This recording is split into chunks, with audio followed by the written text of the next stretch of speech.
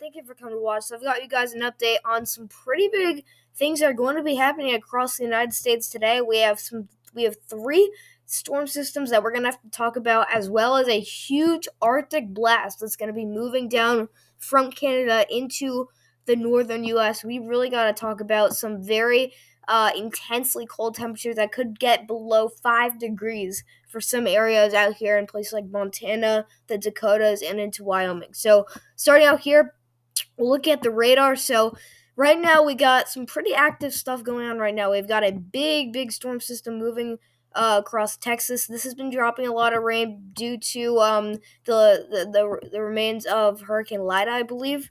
All right, so all that moisture was flung right out from Mexico into Texas. This is going to continue into later this week. We're going to see some inches of rainfall falling that could lead to some pretty serious flash flooding. All right, so if we could zoom in, get a better look at things. A lot of rainfall moving through the DFW area, specifically southern Dallas. A lot of rainfall moving through that area. These aren't thunderstorms. These are just pockets of very heavy rain moving through northern Texas into portions of Oklahoma. All right, and then behind it, some more leftover moisture, so some spotty showers and thunderstorms. All right, and then for the rest of the U.S., we look at some big storms that are firing across the portions of Michigan into the Great Lakes. We did see a slight risk for severe weather today that was posted late by the Storm Prediction Center. Well, this is what you see here. We got some pretty intense storms marching their way across Michigan, so we can take a look at this as well.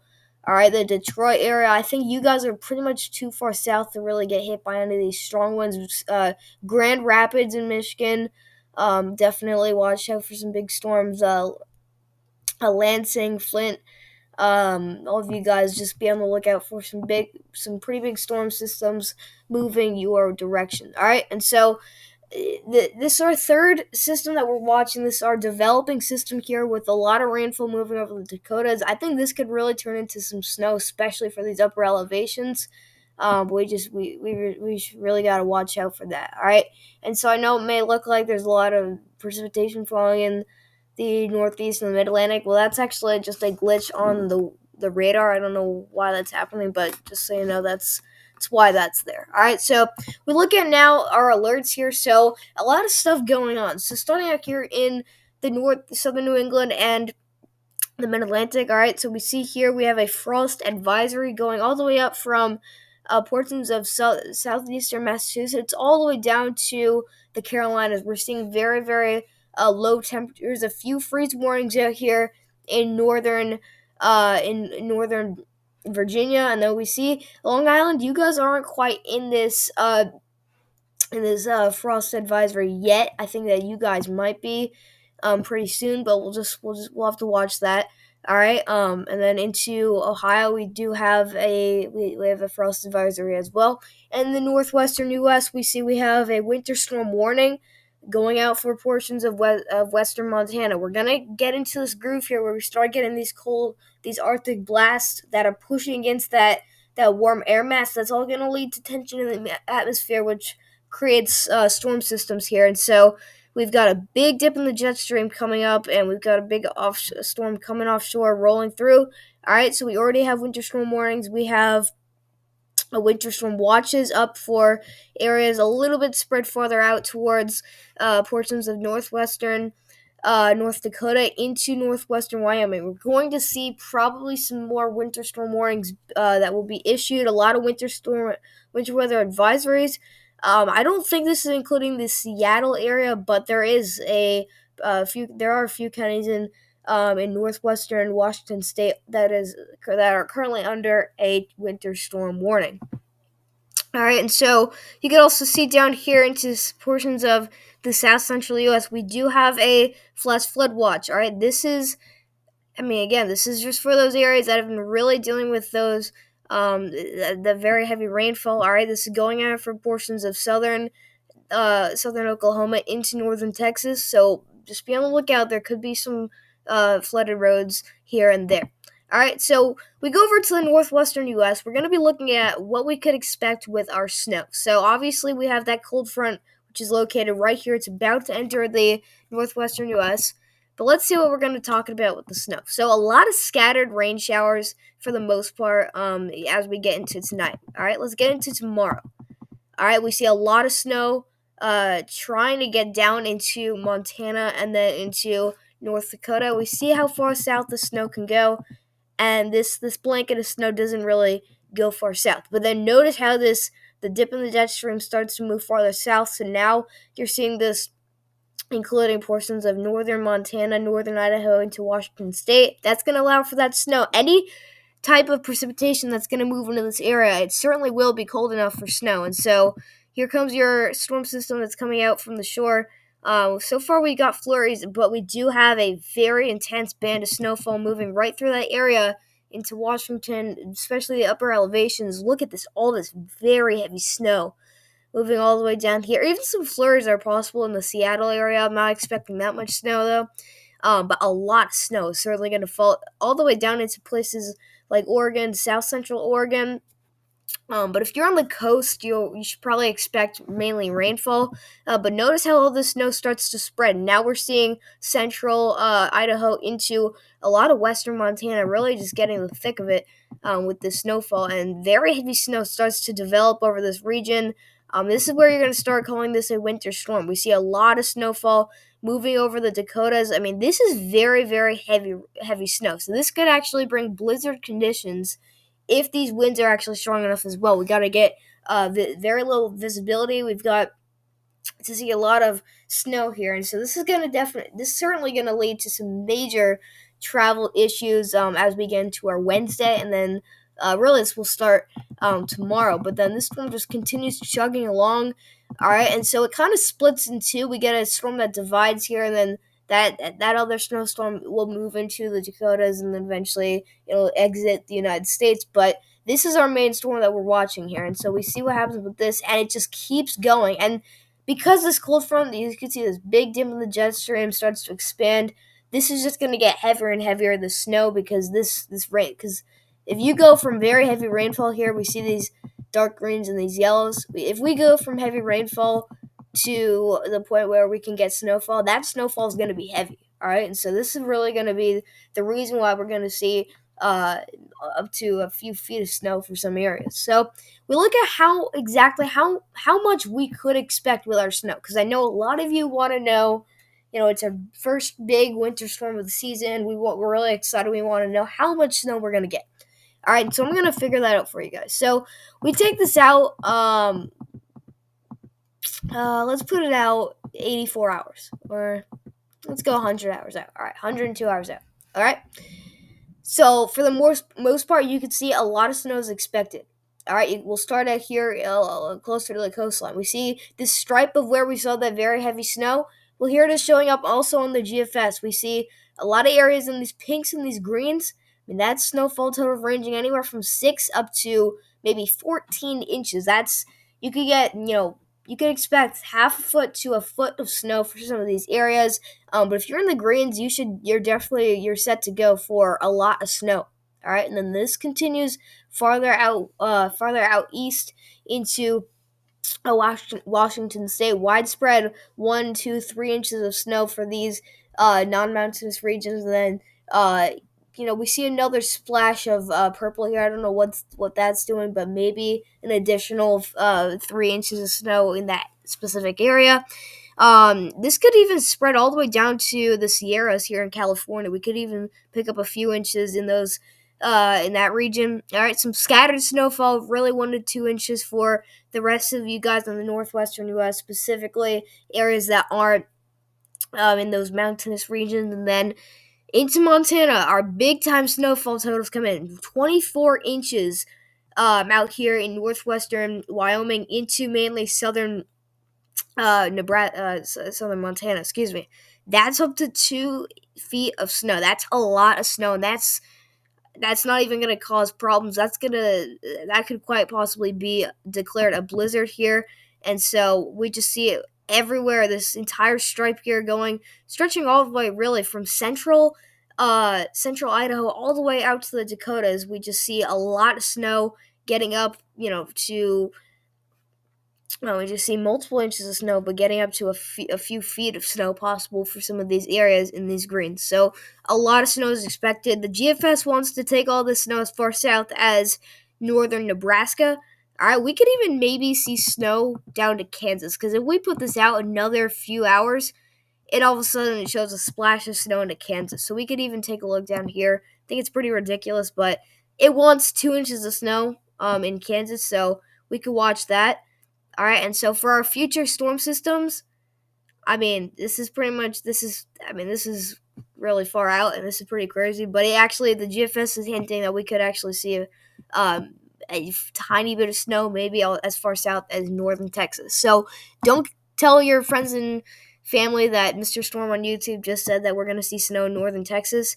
That's just what the GFS is showing as a signal 200 hours out. So we really don't know for sure it's going to happen, but what we do know is that we're going to see a lot of snow in the northwestern U.S. So we go over to the south central U.S. We're going to be looking at what we could expect with our rainfall here. So we start out where we are now. All right, so we got a lot of heavy rainfall moving over northern Texas into southern Oklahoma, and this really doesn't look that major. But I'll tell you, once we get into tomorrow, that's when this rain starts to spread, and so we can see that this rain really it starts expanding. Now we can see portions of south central Texas included in this rain, all the way up towards southern Kansas, getting in the action on this rainfall here. And so, we don't really see anything that bad until we get to the 25th, which should be a Wednesday. All right, we get a developing low here that starts developing over the Texas Panhandle. Excuse me. All right, and so you may be wondering why we're not seeing any severe weather with this. Well, I I honestly I'm kind of confused as well, because I think that really the reason is because the cold front. All right, so earlier in the week, the GFS was hinting that the cold front would pretty much be right around here. At this point in time, it would be right around here. All right, but we don't see any sign of a cold front here, and so if we had a cold front right here, that would be a very strong cold front, as we know it's going to happen, and we would also have surging Gulf moisture that's coming into the storm, pumping into the storm. All right. And so that causes a lot of tension right into here. That's where we could get our severe zone. That's where we would worry about severe weather. But the reason why we don't have severe weather is because we just don't have enough cold air pressing up against this. This is going to allow for some minor thunderstorms, definitely not severe. Do not expect severe storms tomorrow, but there could be some relatively strong storms out here in Texas, but nothing to be worried about. So really, it's just heavy rain and some scattered thunderstorms out there into your Wednesday, and then we see this rain start to slowly. It doesn't really do much until we get to late Wednesday. We're getting to late Wednesday into Thursday. Look at this huge band of heavy rainfall and some thunderstorms through uh moving through eastern Texas. So if this storm gets organized enough, we could actually be dealing with some severe storms, but I really don't expect much of this event as this moves on as we move on in time. And we get to Thursday, we've still got an ongoing weather event, or thunderstorm event, I should say. All right, and we could continue watching this if there's any changes, but the SPC, the Storm Prediction Center, has just issued a marginal risk for severe weather in this area, which is the level 1 out of 5. So that kind of explains why we're not really expecting much of this event. But I think if you're looking for any severe storms here, I think that really early Thursdays, I'm talking like 2 a.m. to 5 a.m. Thursday morning is really the target of when we could actually see a live threat of severe weather. All right, and so we look at our current projected rainfall totals. We see a lot of rainfall. I mean, this is just out 60 hours. So this is just out to Thursday from now. All right, look at all this purple here. I mean, this is rainfall getting up to around 5 inches, but these darker areas, 6 inches of rain in just 3 days. I mean, that's a lot of rainfall, and this spreads well up into all the way up until into southern Iowa, and we're talking an inch and a half, up to 2 inches of rain. But the reason why we have that flood watch is because we see a lot of rainfall showing up in southern Oklahoma. Look at this, a little bit of red. I mean, that's approaching 6 inches of rain. That's certainly going to lead to some pretty widespread flooding across this region. So the morning commute is going to be very, very slow for many out here into the south central U.S., but a lot of rain is expected for sure. So I just want to let you guys know at this point here that I'm trying to finish up this update because I actually got to go to bed pretty soon. I've got a big day at school tomorrow, so that's why I'm not doing a full update for you guys, but just want to get through this pretty quickly so I can I'll be all ready for tomorrow. So we go over now to our 6 to 10 day temperature outlook.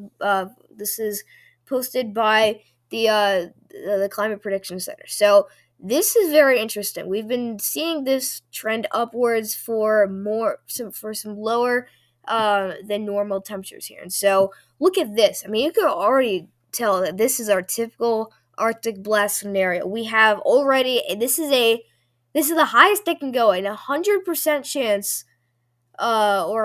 this is really 90 to 100% chance of below average temperatures in this area here. And this is including a huge chunk of the north central plains here. We see including all of Minnesota into all of Nebraska, the Dakotas, a lot of eastern Montana into eastern Wyoming, northern Kansas, western Iowa, western Wisconsin. So it's a big, big area that is included in this forecast here, and we see all this huge area of the western and central U.S. Forecasted to have below average temperatures, and this goes all the way down south to northern Texas, where we actually see a 70 to 80% chance of seeing below average temperatures. All right, so this is valid October the 29th to November 2nd. All right, and so this is a little bit later in time. This is nearing like the Halloween area, so this could actually be your temperature forecast really for Halloween because this is right on the dot in between. So basically what we're going to see is we're going to see frigid temperatures in the west, mainly the northwest, all right? And so pretty much, I would say the north central, but just the west in general, it's going to be a chilly Halloween. But we see in the eastern U.S., above average temperatures still barely hanging on along the coastline. We're still seeing around 40 to 60% chance of seeing above average temperatures, but this is slowly but surely spreading into the eastern U.S. So we really got to watch this trend and see how, where exactly this is going to go, but really how strong this cold front's going to be. So this brings us to our temperature anomalies for based off the GFS here. So excuse me. So basically what we got this cold air that's starting to punch down into Montana. All right, this is your cold front right here. Look at all this very cold air slowly approaching, but a big ridge forming right now in the central U.S., including pretty much the heartland of the United States. And so, man, this ridge is very strong. We can see we're almost 16 degrees above average here into central Kansas, southern Nebraska, and so we're very hot along the coastline of the East Coast here. We're actually pretty cold. All right, we've got temperatures getting down to near 8 degrees below our average. This is based off of our climatology, our just off our history and our historical average here. And so this takes us to tomorrow. We're getting into tomorrow night, and we've got a huge ridge forming over the central U.S., spreading into the western U.S. All right, this is going to be a very intense area of heat. We could get temperatures up to 12 degrees above average here in the north central U.S. That's why we're seeing a threat for severe weather, because at this time we don't usually see severe weather in the north as much as we would in the summer. So this is the reason why we're seeing those storms rolling through, is because it's actually warm enough to support thunderstorm buildup. All right, so this ridge is just going to get slowly but surely, it's going to get pushed out by this huge Arctic blast that starts moving down. We're already getting temperatures 20 degrees below our historical average already into places of Montana. So that's just going to throw that ridge off to the east, and so now we see the eastern U.S. slowly in a heat up, and so I don't know if you would call this a heat wave because obviously you're not going to be hot, but you're definitely going to be warmer. So um, basically what this is going to be is this is just going to be a few days straight of very warm temperatures out there in the eastern U.S. And so this cold air, it dominates the northwestern U.S., but the central and eastern U.S. is just wide open for that warm air to continue pumping through. But notice how this cold air, the front of it, starts to get stronger. Now it's starting to move down into the central U.S. So we see two very strong air masses colliding with each other. That's gonna definitely stir something up in the atmosphere, but is it too far north to create any severe weather and thunderstorm buildup? We don't know that yet. But we see very high above average temperatures here in the east, and then extremely cold temperatures out there in the west. And so all of a sudden here we get a punch. Right, this is starting. This is starting Friday, so we're getting into Friday morning. All of a sudden we get to Friday afternoon, and bam! Look at all this cold air. Now it's just completely dominating the western U.S. and the eastern U.S. Still very hot. But look how close this gradient is. Look how close here in central Kansas. You see temperatures 12 to 16 degrees above our historical average here in eastern Kansas. We get right in between this line, and now we're in temperatures getting down to 12 degrees below our historical average. That's how we can get severe weather. And because this is far enough south, I think that this Gulf moisture and this Gulf air can actually reach into the storm.